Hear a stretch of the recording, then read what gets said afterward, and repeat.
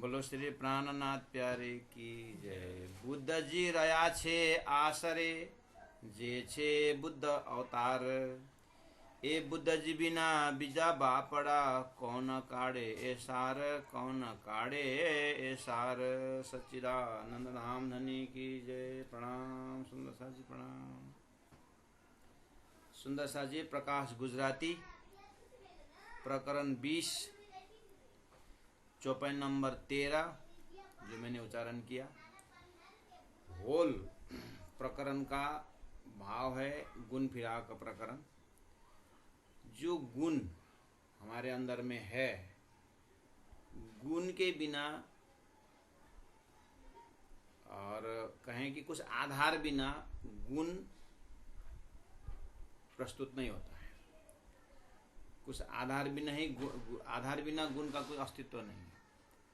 जैसे फूल आधार है, उसके बाद उसका गुण कि लाल है, कि हरा है, कि पीला है, कुछ सामग्री होना पड़ेगा, उसके बाद गुण।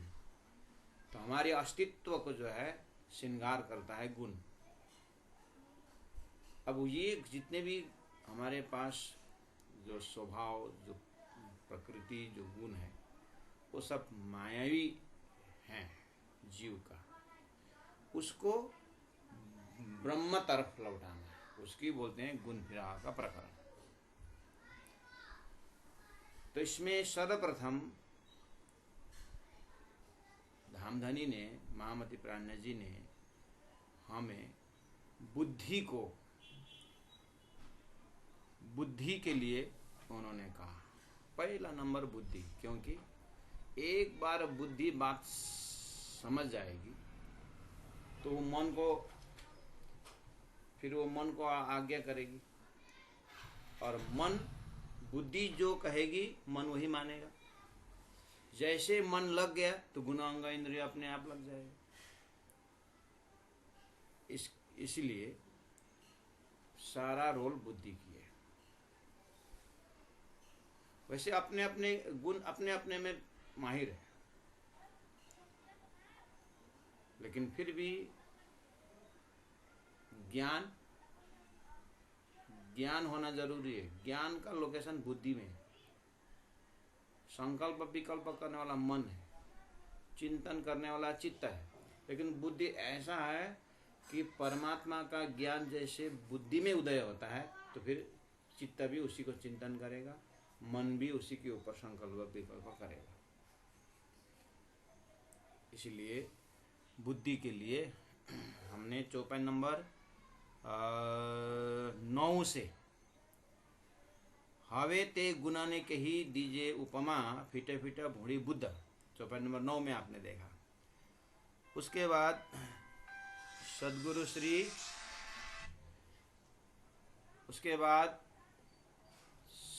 श्री देवचंद्र जी महाराज ने पूरा ज्ञान का उन्होंने लहर चलाया, और फिर कहा कि बुद्धि ने वो स्वीकार नहीं किया। तो अब बुद्धि को जगा रहे हैं कि चौपाई नंबर 11 में, तू थाए बुद्ध न अवतार, तू बुद्ध अवतार हो जा। 12 नंबर चौपाई में बुद्धि जग गई। जगी हुई बुद्धि कहती है कि मेरे बराबर कौन हो सकता है। इस तरह से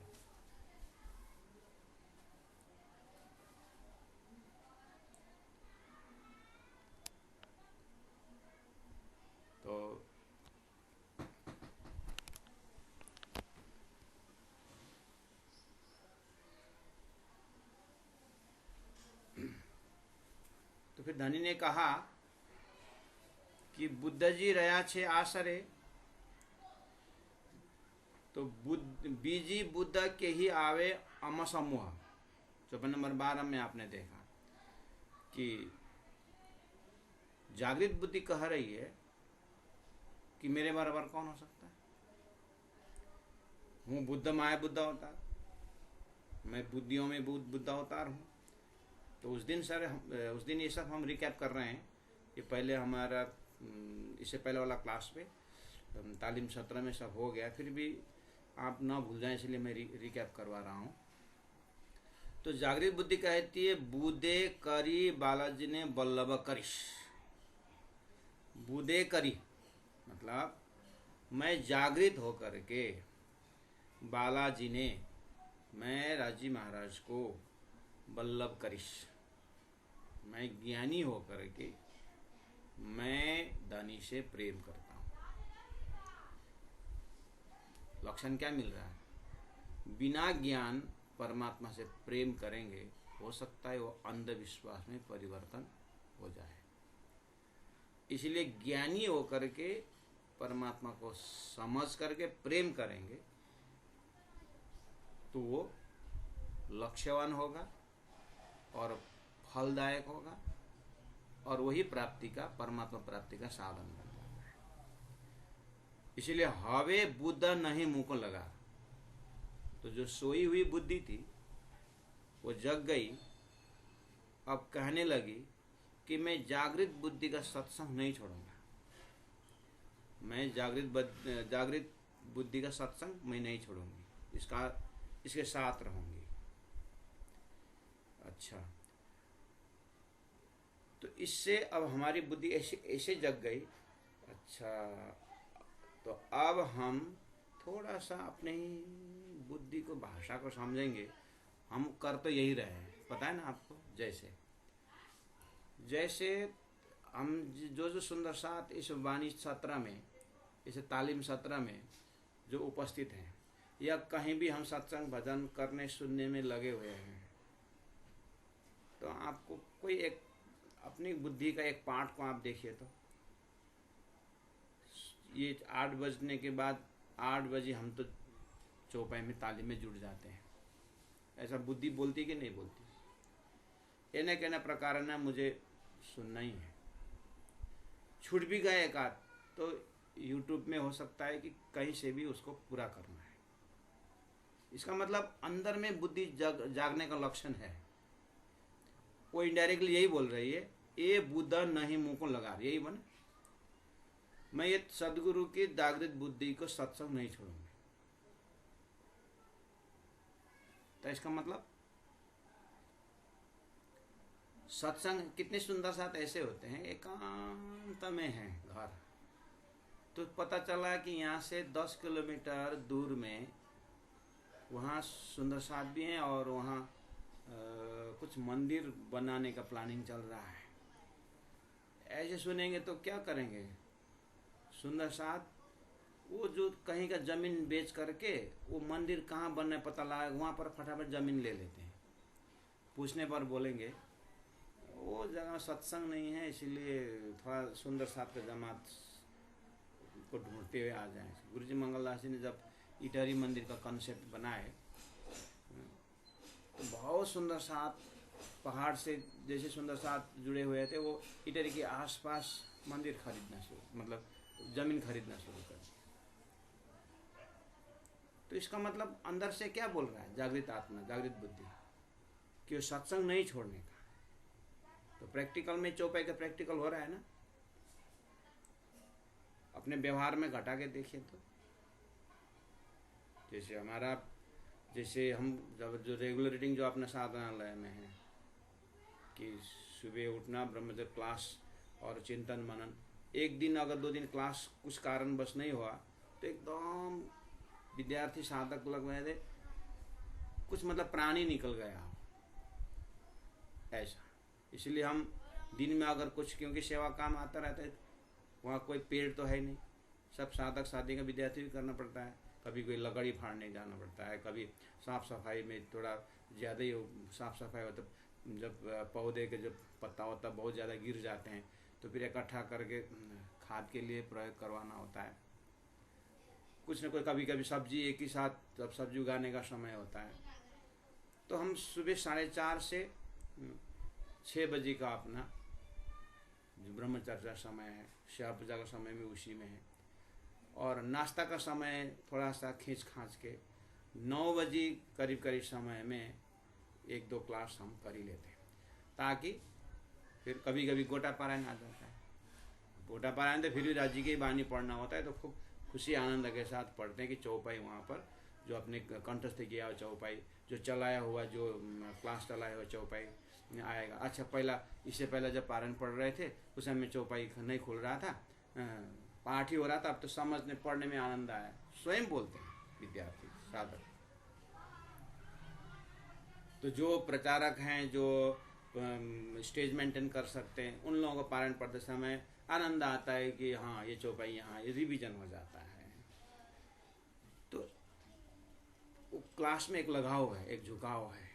ऐसे आप सुंदर साथ जी को सुबह 6 बजने तो तालीम क्लास, ये तालीम सत्र है। ये कथा चर्चाएं आप यूट्यूब में बाहर बहुत सुनते हैं, वो सबका आनंद अलग अलग आनंद है। राज जी का वो अलग अलग रस है ना, तो ये इलम का रस, ये तालीम का रस, इसका एक आनंद, एक प्रकार का आनंद ये है। तो राज जी का ही रस है, अलग अलग एंगल से। तो इस तरह से अपने बुद्धि के अंदर ढूंढे, कोई प्यास अगर जग रहा है वाणी गायन में, भजन गुनगुना में, आज एक भजन भी नहीं गाया, वाणी के 1-2 चौपाई भी आज उच्चारण नहीं हुआ, तो कुछ अपने को अनइजीनेस फीलिंग होता है। तो समझ लेना चाहिए, मेरे को प्रकाश गुजराती प्रकरण 20 चौपाई नंबर 12 का चौथी लिटी जो है, चौथा चरण है, ये बुद्ध नहीं मुकुल लगार का प्रैक्टिकल हो रहा है। मैं इस बुद्धि को नहीं छोड़ूंगा। अर्थात सदगुरु ने दिखाया और रास्ता, सदगुरु ने पकड़ाया और धामधनी, वो ज्ञान, वो तारतम्य ने पकड़ाया और लक्ष्य, वो मैं नहीं छोड़ूंगा। बुद्धि जग गई। अब चौपाई नंबर 13 में बुद्ध जी रया से आश्रय, आश्रय मतलब आश्रित रहना, उसके आश्रय में रहना। इससे पहले भी मैंने व्याख्या किया हूँ, फिर भी एकदम ये डेप्थ में है, इसीलिए मैं इसको दोबारा आपको रिकैप इसीलिए करा रहा हूँ, सुंदर से भूल न जाएं। सुंदर साहब जी ये जो है ना, बुद्ध जी रया से आश्रय, इसने इतने में ना पूरा तारतम्य कॉन्सेप्ट जो है इसमें झलकता है। दिव्य परम धाम का सारी, आज हमारे हृदय में जो परम धाम का दिव्य दर्शन जो हो रहा है ना, उसके चाबी इसी आश्रय में है। अर्थात अक्षर ब्रह्म को अक्षरातीत का आनंद अनुभव कराने के लिए राज्य ने रास मंडल में श्री अक्षर ब्रह्म को प्रवेश करवा के बीच में जोश खींच करके वो अक्षरातीत का आनंद को उनके हृदय में अखंड कर दिया, उनके बुद्धि में अखंड हुई। वो अखंड होने के, वो लीला अखंड होने के बाद बस वो आहा, इतना आनंद परम धाम करके आज सुबह 9:30 बजे से, वो परम धाम के टाइम टेबल में सुबह 9:30 बजे से वो बिल्कुल वो धाम, वो ब्रह्मानंद का अनुभव पी रहे थे। तो बस वही आनंद पीने वाले जागृत बुद्धि का अवतार जो है ना, सदगुरु देवचंद्र जी महाराज है। तो रास मंडल से लेकर सदगुरु के आगमन तक, रास मंडल में जो रास 11 वर्ष 52 दिन श्री कृष्ण के, तो द्वापर में श्री कृष्ण का 11 वर्ष और 52 दिन उसमें की रात्रि में रास अखंड हुई है, ठीक है। तत्पश्चात श्री कृष्ण का 11 वर्ष 53 दिन हो गया। तब से लेकर के श्री कृष्ण 100 पूरा श्री कृष्ण की फुल जो आयु है 120 है, 125 है, तो वो 100 वर्ष तो द्वारिका रहते हैं, 14 वर्ष मथुरा रहते हैं और 11 वर्ष ब्रजमंडल में रहते हैं। तो 11, 14, 25 हो गया, 100 वर्ष द्वारिका हो। तो जैसे उनके 125 वर्ष की आयु पूरी हो जाती है, उनका वैकुंठ शरीर चला जाता है द्वारिका देश, तो कलयुग प्रारंभ होता है। कलयुग प्रारंभ हुआ 4660 वर्ष जैसे बीत जाती है, तो सदगुरु देवचंद्र जी महाराज का आगमन होता है। ये टाइमिंग का नाम है बुद्ध जी रया से आसरे। इतने टाइम तक धामधनी, मेरे धामधनी श्रीराज जी महाराज के आश्रय में ये बुद्धि रही। कैसे रही? वो रास अखंड करने के बाद वो परमधाम का प्रेम में अक्षर की जागृत बुद्धि पूरा राज राज पियो पियो धनी धनी करके राज्य महाराज के आश्रय में रही। जे छे बुद्ध अवतार, वही बुद्धि संसार में अवतार धारण करके आई है, जो सदगुरु स्वरूप में प्रकट हुई। अब सदगुरु महाराज को घर से निकालने वाला भी यही बुद्धि है, शास्त्र टटोलने वाली बुद्धि भी यही है, और इसी बुद्धि ने पूरा शास्त्र को विवेचन करते हुए वहां तक पहुंचाई कि श्यामाजी महारानी को राज्य महाराज से दर्शन करने का भूमिका भी इसी बुद्धि ने करवा दी। तो राज्य ने दर्शन दे करके श्यामाजी महारानी को तारतम दी। अब श्यामाजी महारानी को तो तारतम प्राप्त करके श्यामाजी तो परमधाम के वर्ण करने लगी। श्यामाजी के मुखारविंद से परमधाम का वर्णन होता है।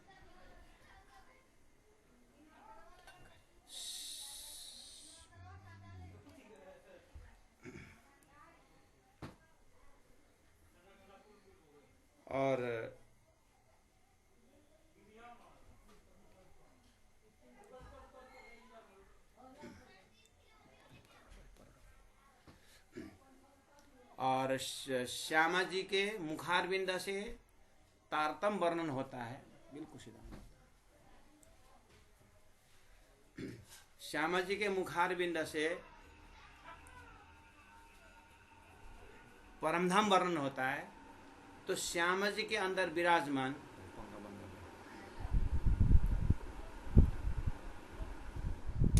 श्यामा जी के अंदर विराजमान बुद्ध अवतार सुनता है। श्यामा जी के अंदर विराजमान श्यामा जी के अंदर विराजमान बुद्ध अवतार परमधाम को वर्णन सुनता है। समझ में आ रही बात? श्यामा जी सत्या यानी राज्य महाराज का जो राज्य महाराज सब करवा रहे हैं, तो उसमें श्यामा जी परमधाम का वर्णन ध्यान करते हैं। परमधाम सुंदर भाई परमधाम की सूरता है, वो वहाँ पर वो परमधाम के वर्णन सुनती है, पीती है, सारी बातें बुद्ध अवतार उसको सुनता रहता। और जो उन्होंने रास में देखा था और परमधाम के अंदर का वो आनंद लेता था, अक्षर ब्रह्म की जो बुद्धि लेती थी वो वाली, वो बुद्धि जो है बिल्कुल सदगुरु के प्रवचन सुनती है।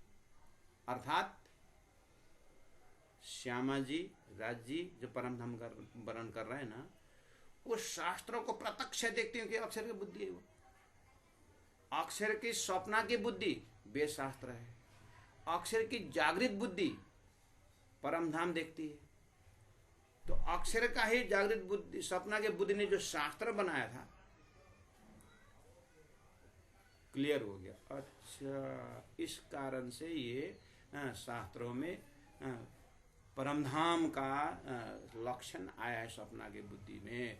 तो अक्षर का ही जागृत बुद्धि द्वारा इस खेल में परमधाम का वर्णन भी देख रहा है, सुन रहा है, और अपने अंदर का स्वप्ना के बुद्धि ने दिया राष्ट्र भी देख। इसलिए अब प्राण जी कहते हैं, बुद्ध तारतम भेला बनने तामे पहले पधारिया श्रीराज। देखना चौपाई, बुद्ध तारतम जागृत बुद्धि भी रास को आनंद तो है, लेकिन ये परमधाम में इस तरह से कर खुलस्ता उसको क्लियर नहीं होता है, स्वप्ना को बुद्धि तो होता ही नहीं। इसलिए अब क्या किया जाए, बुद्ध तारतम भेला बनने, दोनों इकट्ठा हो जाए। कौन कौन? जागृत बुद्धि और तारतम दोनों जब एक हो जाते हैं तो शास्त्र का पूरा नक्शा उतारते हैं।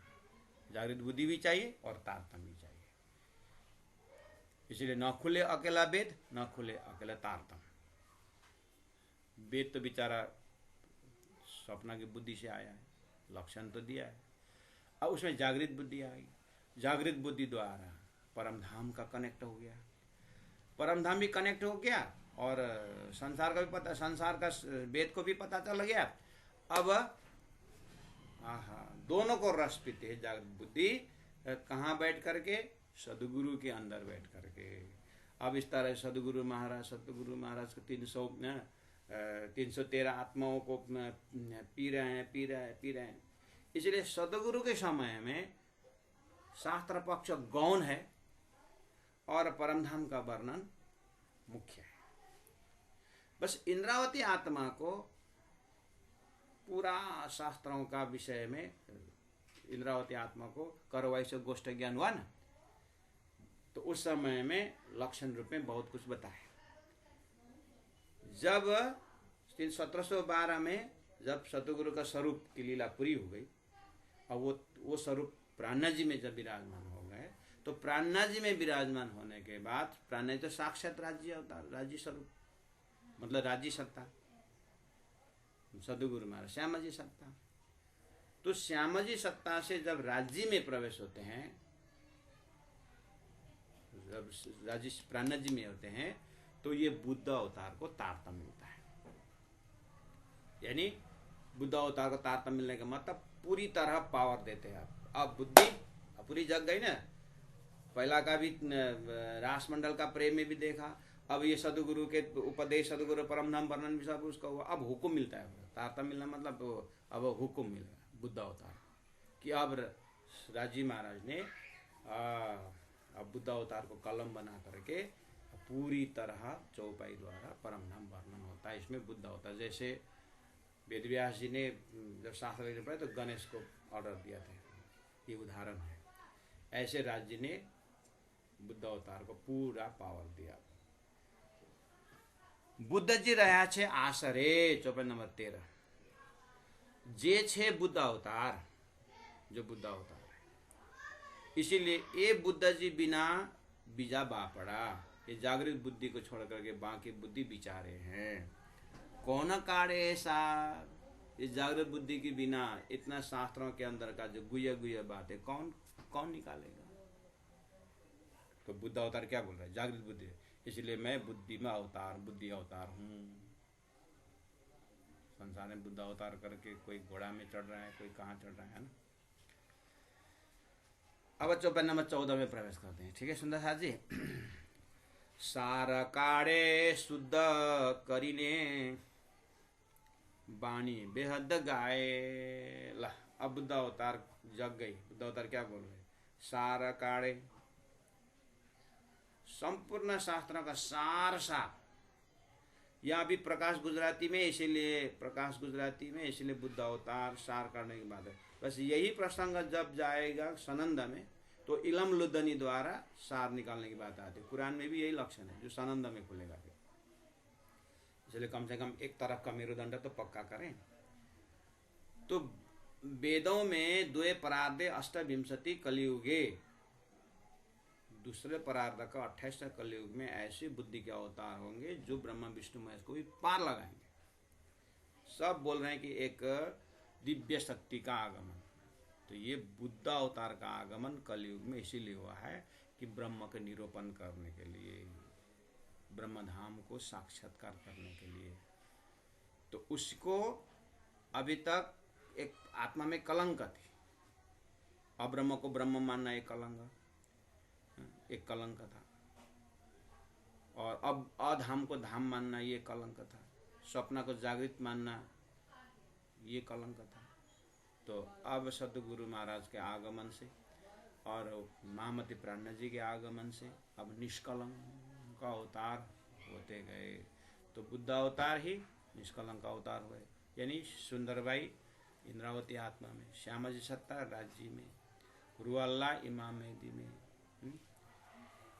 इस तरह से प्राणा जी का रोल जब शुरू हो जाता है तो सारा काड़े शुद्ध करीने। शुद्ध करीने मतलब पूरा विवेचन करके शास्त्रों का सार सार, कुरान का सार सार, पूरा पुराण का सार तारतम्य वाणी में अवतरण होना शुरू हो गया। उसके बाद वाणी बेहद गाए। अभी तक शास्त्रों में हद की बातें हो रही थी, बेहद के लक्षण था। अब वो बेहद का सूत्र पकड़ करके, सदगुरु ब्रह्मानंद है, सूत्र है अक्षर रूप, शिखा सदा इनसे परे, शिखा स्वरूप अक्षरातीत का बेहद का परम धाम की लीलाएं गाना शुरू कर दी तारतम बानी ने, अर्थात बुद्ध अवतार ने। धन्य अवतार ते बुद्ध तनो, इसलिए बुद्ध अवतार धन्य है बुद्धि, जे रहो आवे ने पाए। श्री इंद्रावती आत्मा कहती है, ओहो राजी महाराज की इतनी कृपा मेरे ऊपर कि ये बुद्ध अवतार तो मैं इंद्रावती सखी के चरण में आई। और देखिए तो जागृत बुद्धि मेरे चरण में आई। कहाँ की भाषा है? रहो जो जे रहो आविने पाए। जो बुद्ध अवतार जो है सदगुरु के अंदर रहा करके, यानी सुंदरबाई सतगुरु श्यामजी सत्ता के अंदर रह करके परम धाम का वरण बटोर रही थी। हाँ, अब इंद्रावती आत्मा कहती है कि अक्षर आखिर जागृत बुद्धि हुआ तो क्या हुआ? अक्षर के तो बुद्धि है, जो इंद्रावती आत्मा की लीला रस पीती। जागृत बुद्धि तो अक्षर की है ना? लेकिन इंद्रावती आत्मा ने जो परम धाम में लीला करती है राज्य के साथ, उसको रस तो पीती है बुद्ध अवतार। अभी साक्षात इंद्रावती आई है तो पूरा अधिकार के साथ बोलती है, जागृत बुद्धि आ जाओ, अब मेरा काम करो। हाँ, अब तुम लेखनी बनो, मैं लेखक बनूंगा, और मैं जैसे जैसे करूंगा वैसे वैसे करना। करके पूरा परम धाम वर्णन इंद्रावती देख करके वर्णन करती है, बुद्ध अवतार लिखता जाता है, यानी अवतरण होना शुरू हो गया। इसलिए कहा जे रहे आवी ने पाए, मेरे शरण में आया।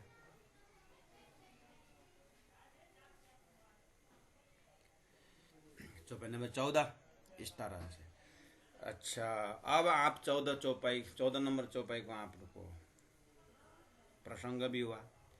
अब ध्यान करना, एक एक क्लिटी के ऊपर अब आप घंटों उसके ऊपर रमन कर सकते हैं। मैं थोड़ा सा आपको बता देता हूँ। चरण 4 चरण है। चरण का अर्थ हो गया प्रसंग, आगे पीछे प्रसंग भी पकड़ में आ गया। सारा काड़े शुद्ध करीने वाणी बेहद गाय, है ना? धन अवतार ते बुद्ध तनो, जे रहो आविने पाए। इतने होने के बाद अपने बुद्धि को देखना होगा। आहा, अगर ये बुद्धि को तारतम्य ज्ञान या सदगुरु का ज्ञान अगर नहीं मिलता तो ये बुद्धि कहाँ भटकते हुए धर्म के नाम पर पता नहीं कहाँ कहाँ क्या क्या चढ़ाने और क्या क्या करने जाते। आखिर बुद्धि तो है। थोड़ा सा बाहर जाके देखिए, धर्म के नाम पर कैसे कैसे बातें हो रही है। ठीक है, उसमें से अब आप और नजदीक आइए, अपने बुद्धि के और पास में आइए, और पास में आइए। ऐसे करते करते सुंदर साथ की जमात में आप आ गए। ध्यान में, अपने ध्यान में बिल्कुल। और सुंदर साथ में भी तो जीव सृष्टि, ईश्वरी ब्रह्म सृष्टि है। विष्टा वाले भी हैं, अक्षरधाम वाले, परम धाम वाले। अब उसमें भी और छनौट होकर के आप अपने बुद्धि के खुराक को देखिए। जागृत बुद्धि, अपने अंदर जागृत बुद्धि का एहसास करिए कि एक एक श्रीराजी परम धाम का एक एक गुण और परम धाम का एक एक भाव भक्ति के साथ अगर आपके बुद्धि में से खुरा, क्योंकि ये अब सब एक्सरसाइज आपको खिलावत से भी हो रही है। और परिक्रमा सागर जो आप चौपाई पाठ करते हैं, तो ये जागे बुद्धि को लेके आप वहां जाना है।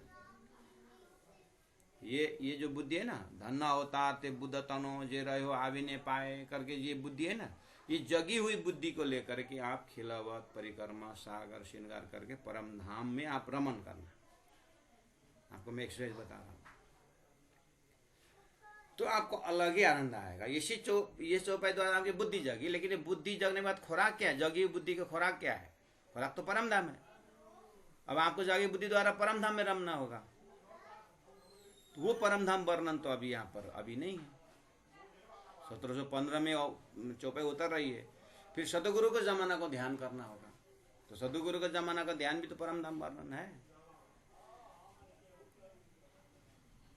तो अब आप परात्म में उठ करके परम धाम का चिंतन। लेकिन ये जो प्रकाश ग्रंथ द्वारा सदगुरु की महिमा, सदगुरु की मेहनत, इस तरह एक एक गुणों को फिराए बिना अंधा को, मैं बार बार बोलता हूँ, अंधा को बगीचा घुमाना जैसा ही होता है।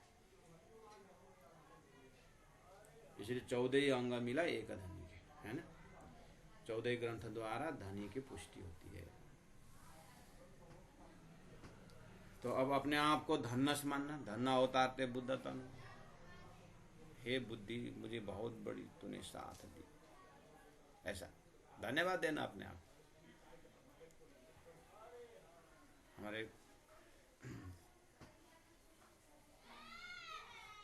कालिम्पोंग में अभी तो मंगलधाम में है, हमारे सिकेश्वर हम बोलते हैं, नाट्य भूषण जो नाटक सिखाते थे, तो कभी कभी नाटक में अरे अपने हाथ में कला है, फूल यत्र तत्र खिला हुआ है, सब इकट्ठा करो, हाथ से पूरा माला बढ़िया बनाओ और पहन के फोटो खिंचवाओ। दूसरों के हाथ के माला को क्यों, अपने खींच करके अपने लगाओ माला बना के। गीता में उदरेत आत्मन आत्मन, अपना उदार खुद करो, इस प्रसंग में बोला। अपने मन है, अपने बुद्धि है, अपने हाथ में है, इसको सकारात्मक बनाओ। एक क्लासेस में वो बोलते थे। और जो चीज शास्त्रों में बहुत पहला, और सदगुरु महाराज महामति प्राणनाथ जी सब हमको कितने खुराक मिल रहे, देखे तो बुद्धि को धन्यवाद देने के लिए। इसलिए अपने आप को, अंग्रेजी में डोंट डिग्रेड यूर सेल्फ बोलते हैं, अपने आप को धन्य बुद्धे बुद्ध अवतारते बुद्ध तनो जे रहो आविने पाए। 15 नंबर चौपे में देखिए, अब बोला ते नहीं वैकुंठ नाथ ने जे रस बुद्ध अवतार, चरण ग्रहा बालाजी तना काई ए निद पाम्यो सार।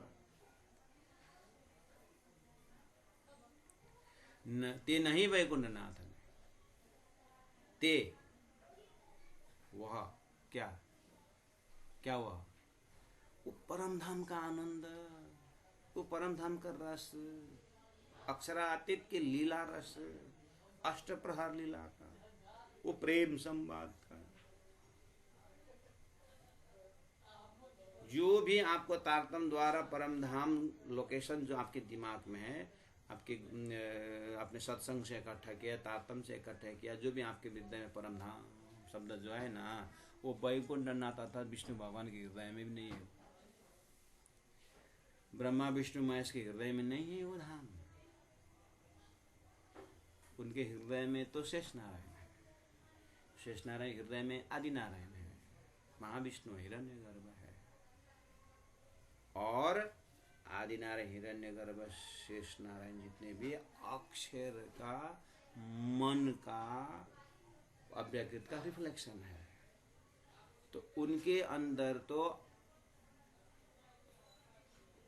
अक्षर ब्रह्म का बेहद भूमि का मन का एरिया का जगह है।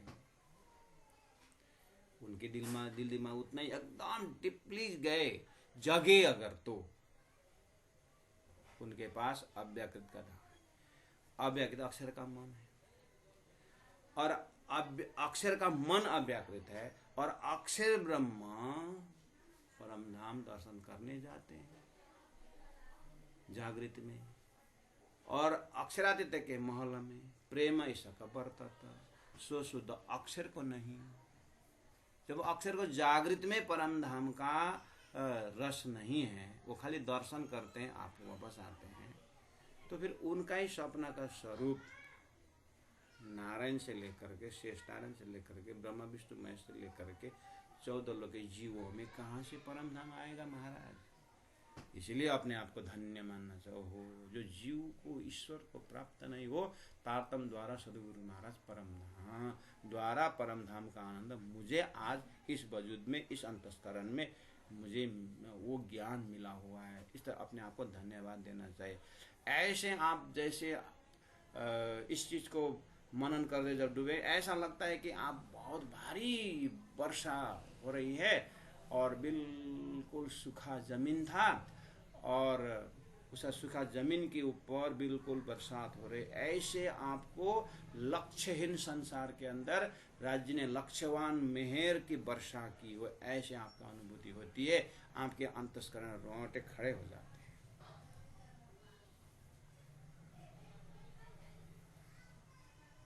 ते नहीं वैकुंठ नाथ ने जे रसा बुद्ध अवतार, बुद्ध अवतार के पास जो परम धाम का रस है, प्रेम है, वो त्रिगुण के पास नहीं है। अब इसके लिए तो शास्त्र में ब्रह्मा विष्णु में इसका शब्दों को देखना, वो तो शास्त्रों का पक्ष है काफी। अहम ब्रह्मा अहम विष्णु शिव अहमिति मोहिता न जानी मो वयम धाता परम वस्तु सनातनम, हमें तो परम वस्तु पता नहीं, हम 14 लोग के विषय में सब कुछ बता देते हैं, उनका ही शब्द बोलता है। संख्या चेत रसजामस्ति न विश्वानाम कदाचन ब्रह्मा विष्णु शिवादेश तथा संख्या न विद्यते। लेकिन ये सपना के जो को भी सब ईश्वर मान करके 14 लोग के राजा की व्याख्या करते हैं। इसीलिए धनी कहते हैं कोई न उल्लंघे विष्णु के कारण, विष्णु के कारण से ऊपर कोई ऊपर गए ही नहीं। ते नहीं वैकुंठ नाथ ने जे रस बुद्ध अवतार, तो प्रसंग अभी रस बुद्ध अवतार में जाएंगे ज्यादा। रस बुद्ध अवतार मतलब आपको रसरास पकड़ना, परमधाम पकड़ना, अक्षर का जो परमधाम का चिंतन पकड़ना, उसके बाद रसरास में पी करके परमधाम का एक छोटा सा अक्षर के लिए वहाँ पर रसरास का, और रास किताब से आप वो पीना। रास किताब के बाद प्रकाश किताब आता है, तो रास का रस आप जब डूब जाते हैं तो प्रकाश किताब सतगुरु महाराज द्वारा उसको परम धाम में लक्ष्य करना। तो अपने आप को ऐसा लेना कि जैसे मैंने एक बार उदाहरण दिया था, सागर से बहुत बड़ा तूफान आया तो वो मछली आकर के गांव के कुआं में घुस गया, तो गांव के कुआं सागर का लहर तो चला गया, बेचारे मछली छूट गई। यहाँ पर बड़ी वाली मछली देखा तो छोटी मछली तो बहुत है कुआं में, ये कहाँ आ गया, मैं मेरा तो बड़ा था पानी का भंडार, कहाँ गया, तो छोटी मछली कितना बड़ा कितना बड़ा कितना बड़ा। ऐसे परमधाम की सूरताएं खेल में आकर के परमधाम का आनंद बात करते जीव ब्रह्मा विष्णु में इसको पता ही नहीं चला ये कहाँ की बात करते हैं लोग।